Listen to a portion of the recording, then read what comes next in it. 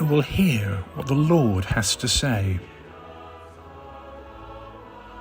A voice that speaks of peace.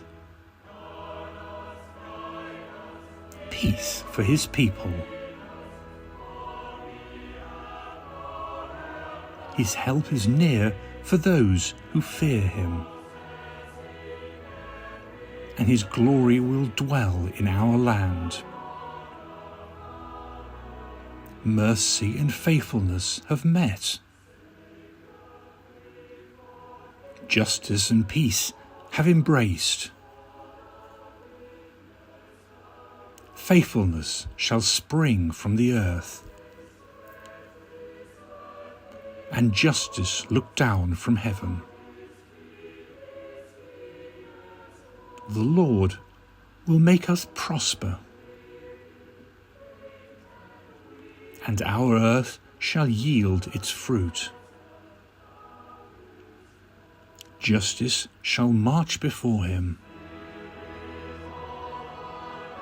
and peace shall follow his steps.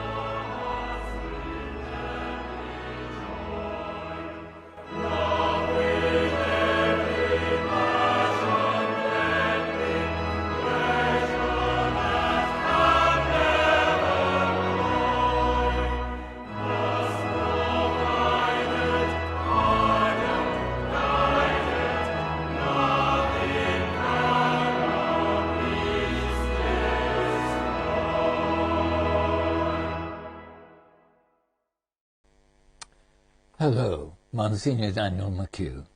My reflection for the second week of Advent and the Feast of Our Lady of Guadalupe. Prepare the way for the Lord. One of the most heartening experiences for us Catholics this past weekend was to see on TV reports on COP28, the respect and admiration for the contribution of Pope Francis in relation to major issues facing the world as a result of our destruction of the environment. The Pope's address to COP28 was read by Cardinal Pietro Parolin, the Secretary of State, due to the Holy Father's absence with ill health. The Pope said, "I am with you because now more than ever, the future of us all depends on the present that we now choose. I am with you because the destruction of the environment is an offense against God, a sin that is not only personal but structural, one that greatly endangers all human beings, especially the most vulnerable in our midst, and threatens to unleash a conflict between generations.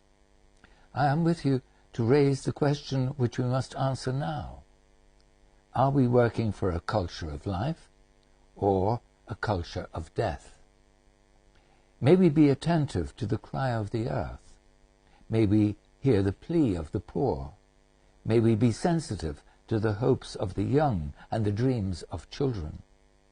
We have a grave responsibility to ensure that they be not denied their future."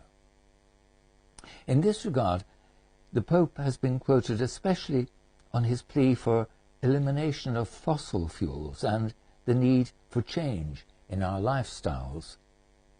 As I read the Gospel for the second Sunday of Advent and the call of St. John the Baptist to prepare a way for the Lord, these words of Pope Francis about change of lifestyle hit home. John the Baptist is presented to us as an example during Advent. We too are called to prepare a way for the Lord.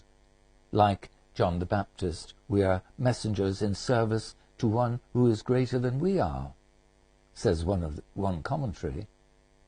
Where do we stand personally on these hard-hitting words of Pope Francis to the world leaders at COP28? The drive to produce and possess has become an obsession, resulting in an inordinate greed that has made the environment the object of unbridled exploitation. We're going to have an interesting examination of conscience in preparation for our annual confession in the sacrament of penance for Christmas. The Holy Father continually challenges us to reflect on our faith in relation to the big issues of the day. I was reading an article recently where a theologian writes about culturally contextual theology, which is about new guidelines Pope Francis has given theologians, ad theologiam promovendam. This urges them to note particularly the context in which they are reflecting and teaching the faith.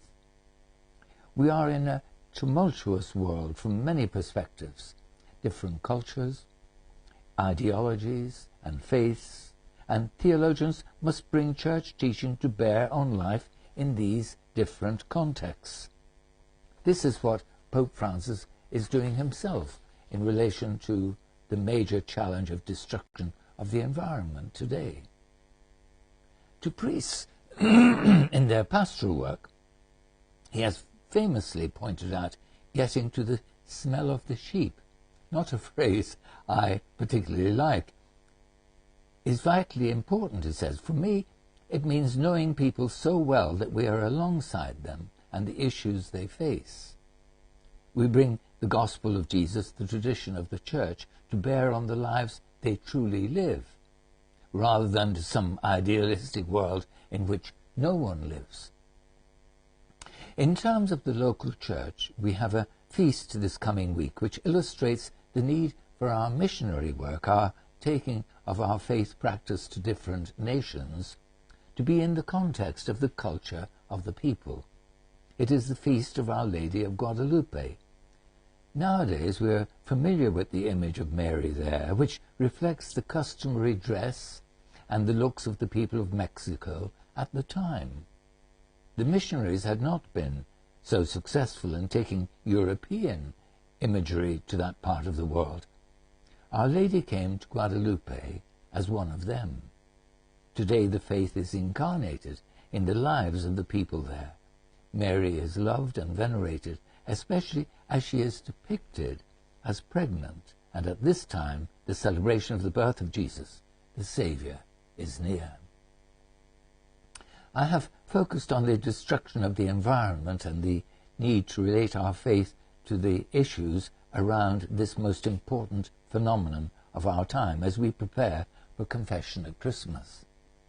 Given the context of our celebrations are so often to do with family and children, maybe we could look to positive actions celebrating the wonderful world God has entrusted to us. Because I love God's creation, I want to share that love with my kids.